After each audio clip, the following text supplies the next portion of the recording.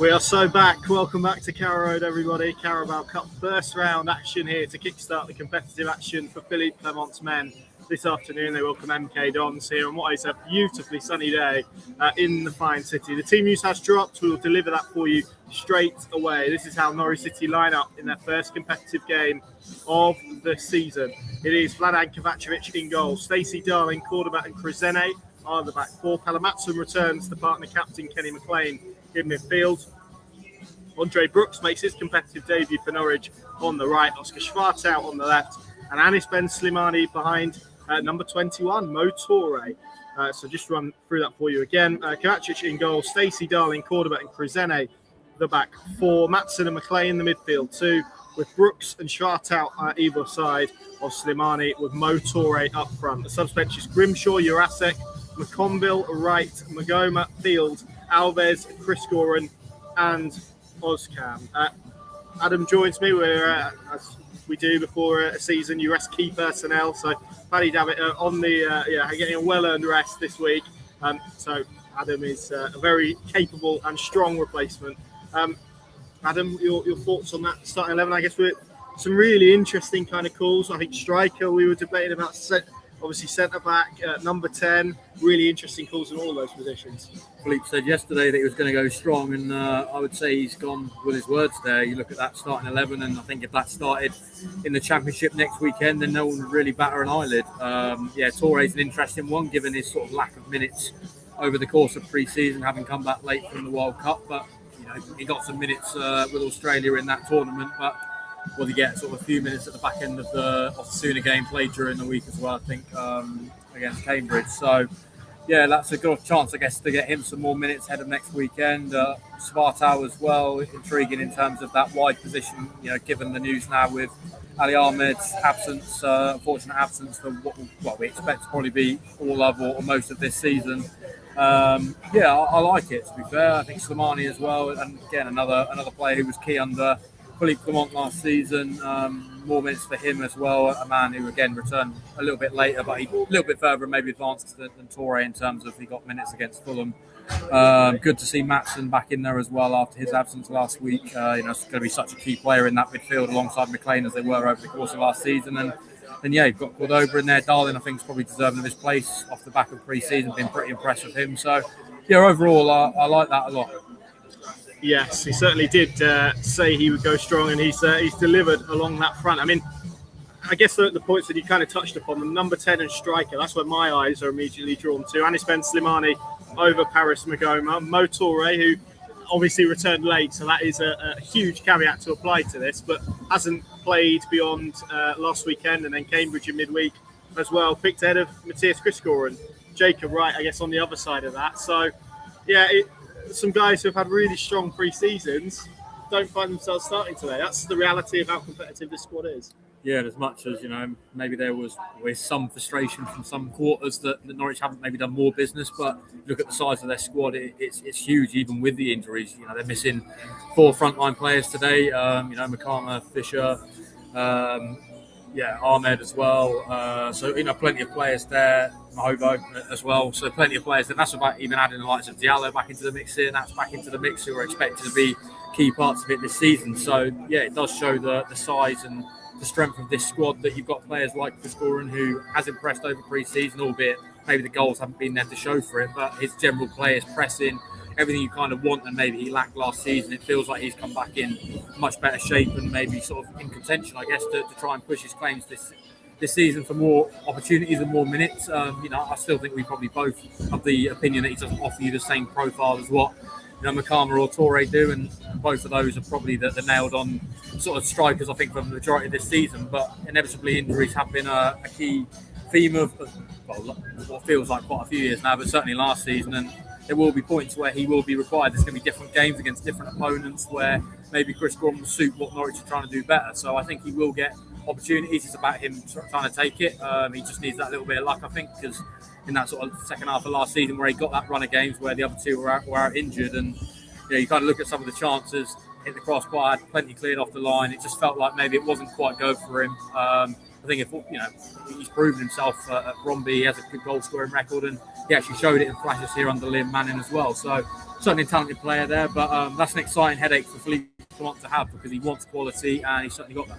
Yeah, I think we've said all along, doesn't it? It feels like Toure is probably better suited to what he wants from a number 9. I'm probably a little bit surprised, actually, because Chris Goran, in my view, probably didn't get the rewards in terms of goals and output during pre-season. But I thought there was a lot to like in terms of his performances. And lo and behold, Toure comes back and starts today. But I guess that is reflective of just how well Mo Toure did. And I'm sure as well, with obviously 5 substitutions, competitive game, I'd be shocked if we didn't see Matthias Chris Goran here today. What do you make of that centre-back pairing as well? I mean, a lot of debate around that. I think we both feel Harry Darling had a very strong pre-season. I mean, if you take you back to the start of the summer, I think if you'd have asked most people to name their starting 11 for this game or even next week against West Brom, you wouldn't have found many people that would have put Harry Darling in there. It felt like it was going to be Rui McConville and Jose Cordoba. So the fact that he starts Norwich City's first competitive game, probably on merit as well, based on what we saw in pre-season, is reflective of the preparations that he's had leading into this campaign. Yeah, I think we probably had that feeling maybe given that McConville started in that friendly during the week against Cambridge. That, given sort of the minutes and the way that Norwich managed them, I sort of felt that at that point it was pretty nailed on that would probably be the pair that would start today. And yeah, I feel that Darling's more than deserving of it. Over pre-season, he's impressed. He's grabbed a couple of goals, and I think we saw it maybe at the start when he first arrived here, how much quality he's got. He proved that at Swansea at this level, a consistent operator. And I think when he arrived, there was lots of excitement almost, like how we managed to get this guy on a free. There was lots of competition that Norwich had to fend off, and probably the Liam Manning factor, the fact he worked with him at MK, was probably a little bit of a pull. But yeah, over the course of maybe the second half of last season, McConville obviously comes in under Clement and never really looked back. He was so consistent, so key. Then he had that injury himself towards the last stage of the season. I felt Darling actually did start to improve a little bit again. We saw that at Millwall. I think that was one of his better displays in terms of kicking, heading everything out that you'd want. But he's also pretty composed and good on the ball, which is kind of what you want in a Philippe Clement's team alongside Cordoba. And yeah, pre-season he's been really, really impressive. I've liked what I've seen, and it does feel like he's come back with almost like a renewed hunger, a renewed kind of desire to try and prove that he is good enough to start week in, week out for Norwich City Football Club under Philippe Clement. So let's see more of it today against his former team, and yeah, let's see, I guess, where that maybe leads to next weekend. Indeed, a couple of questions here. Vicente Reyes, not out on loan at the moment, but I think our expectation would be that he does depart before the end of the window, whether that's loan or permanent. It feels like Caleb Anson, who I've seen already, sort of kind of taken in the surroundings of the pitch. Feels like he's moved into third choice. Another question about, two, one from Louis and the other from Neil, about expected crowd size. From what I understand, it's going to be about 17 to 18,000 is the expectation. Obviously, if there's people watching this and you haven't got tickets, I think they're still available, so you can come down if you want to see some Carabao Cup football this afternoon. We will turn our attentions to those players who aren't here, Adam, and I guess Jakub Medic and Emmanuel Forson, given what Philippe Clement said about them after the Osasuna game last week, aren't the most surprising. Liam Gibbs isn't in that squad. I mean, you mentioned the host of injured players. Obviously, I think it's other than that, I think it's Luke Towler and Caleb Anson who were on the bench last week who dropped out of it. But you said it earlier. You factor in more of those injured players coming back: Callum Fisher, Diallo, Makama, etc., etc. It's going to be a young one, of course, as well to enter this. It's going to be a lot of competition in the coming weeks for spots in that matchday squad. There is, and I kind of get the sense with Liam Gibbs, sort of honing in on him as an individual, that clearly there was opportunities for him to move out on loan in January, and injuries crisis hit again, and he was forced to stay around it. And I think done a relatively solid job. He done it in fullback, he done it sort of in the wider attacking positions as well, and that versatility that he provides is crucial. Really, it's what every championship team needs, just in terms of a player who, where there is gaps in the squad, is capable of filling the void, and Liam Gibbs certainly does that. But you look at his age now, and he needs to probably propel and start kicking on his career a little bit, because I think he admitted it to you at sort of last stage of last season that he probably doesn't really want to be a versatility player anymore. He probably does want to try and nail down a position, and I probably got the sense that maybe the Fisher injury was kind of part of him still being in the building right now. Maybe there would have been other loan opportunities that probably might still arise, I think, between now and the end of the window. But given they expected Fisher to be out for 6 weeks, you kind of needed him there to be able to cover that right back berth where you've only got Jack Stacey fit and available at the moment, and Young was only obviously just arrived in the building as well, and he needs to get up to full speed. And with Preseni therefore your only sort of natural first team left back option at this stage where we're at right now, you probably do need him in the building just for those purposes. But the reality is, he's not even making the bench today. Then that probably is an indicative of where Norwich are at in terms of the size of the squad and probably where his future maybe lies. I feel like a loan move for him is probably best for all parties at this stage, and then maybe reassess it in January. If Norwich then do need some more cover, then you can bring him back. But that midfield where he maybe wants to play, you look at the size and the options they have in there with Matson, McLean, Fields obviously come back in the building. You've got Topic to come back in at some point in sort of a few months' time as well. So plenty of first team sort of players there that he's going to have to try and push his way ahead of, and just doesn't really feel like he's probably going to do that in the here and now. But undoubtedly got quality, and I think he'll get a lot of opportunities, whether that be in England, or maybe up in Scotland where there was interest in January, to probably try and go and kick on. Kevin, who says he's watching from the Joma corner. I can see the Joma corner. I can count about 8 people in there. So Kevin, if you are one of them, give us a wave, and I'll get Adam to keep an eye out while I'm flicking through some more comments, and we'll see if we can spot you. Let's see what else we have got on anti-Cianat. So this was one that we asked Philippe about yesterday, and there is going to be an internal game tomorrow, which we're expecting anti-Cianat Spain. Got 45 minutes against Cambridge, but there is first minutes in about 10 months. There we go. I see them waving. Yeah. Hi, guys. Nice to see you. So he's going to play in that. We're expecting Kellen Fisher as well, ahead of schedule to play in that game. Papa Amadou Diallo as well, back in training. Joe McCarman back on the grass. Not too often, Adam, that we've been able to kind of say positive with the next word being injury, but it does feel like there is some light at the end of the tunnel now in terms of those injuries. And I guess being contacts, you can sometimes get those being a little bit ahead of schedule compared to like soft tissue issues, which haven't been the problem this season or pre-season. Yeah. Given kind of the Ahmed news, it felt like Norwich were probably due a little bit of positive luck. As I felt like they've had that for quite a long time now. But those few potentially being back in sort of the squad in the coming weeks is a huge boost. Officially, nailed down that right berth under Clement and proved himself to be a good enough player to operate at championship level and maybe future-wise kick on and play at higher levels. And probably for what Norwich are trying to do, he's better suited than what Jack Stacey is. So that's huge to potentially have him back in the squad maybe next weekend, certainly probably the weekend after at Millwall. Bakama, again, we saw him obviously in that Colchester friendly. Got 45 minutes after missing about 5-6 months at the back end of last season following that injury he got here against Blackburn. And just what he provides. I mean, him and Torre, as much as they're both kind of similar in terms of profiles, Bakama's strength and his ability to kind of pin defenders and turn them in certain battles you're going to get in the Championship. I'm sort of thinking those Tuesday night trips to Preston and Stoke. He's the sort of player you want in your starting 11. And he's also got the quality. He proved that in the sort of first half of last season, all the amount of goals he scored and different types of goals as well. So that'll be a huge boost. Even Papa Diallo really nice. Been a little bit frustrated maybe that he's not featured at all over pre-season, but clearly Norwich are trying to manage him a little bit carefully, because what they don't want is to try and thrust him back into the action too quickly, and then he breaks down again, and then everybody's kind of questioning maybe why he was thrown in so quickly. So they're just trying to naturally sort of progress him to a level where he can play a little bit more, and in light of the Ahmed news, he'll be huge, because as much as he maybe operated a little bit more on the right last season, having spoken to maybe people within the sort of club setup, I think at Metz he predominantly played on the left, and you look at kind of him as a player, that pace and the directness that he offers, he is a little bit more intertwined with Ahmed than maybe some of the other options they have in left areas. Spartal can play there, but he's not a natural sort of wide player in terms of giving you width and pace and trying to progress you up the pitch. So I think that is huge to have those back in the mix, and Sinats as well. Good to see him get some minutes during the week, because it's been a long road back, and Ahmed's about to unfortunately have to endure that.